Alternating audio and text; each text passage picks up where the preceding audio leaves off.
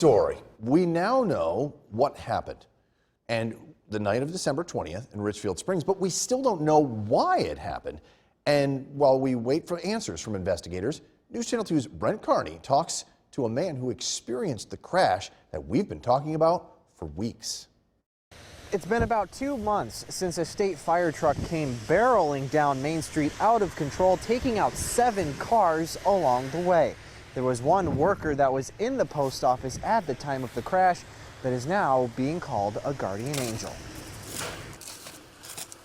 Fran Jarecki was finishing up his shift at the post office when his seemingly normal day ended with quite a surprise. I was getting ready to leave. One of my customers came to the front window to wish me Merry Christmas, since this was 5 days before Christmas.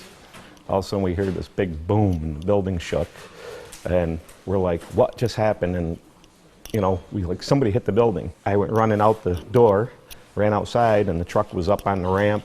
The front wheel was missing. There was steam pouring out of the radiator. Fran says he immediately ran to see if the driver of the truck was okay. I asked him what happened, and he said, I lost control of my truck. Like, it just started speeding up on its own, and I lost brakes, and then I couldn't steer. But Fran would soon find out that the state fire truck wasn't the only car involved in the crash. And then I heard a little girl screaming help, help, help. It was that point I looked out to the road and realized that he had hit several other cars. There were cars involved. I thought it was just him on the thing. You know, I tunnel visioned when I went out there. Fran also told me that he could have been a victim himself. I was probably 30 seconds from being the worst victim in the accident. As I was waiting to leave the parking lot, it's exactly where that truck came through.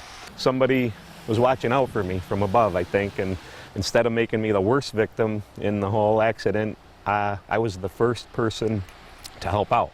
And Otsego County Sheriff Richard Devlin tells me that the investigation into the crash, for the most part, is complete, and will be providing more information later on this week. In Richfield Springs, I'm Brent Carney for News Channel 2.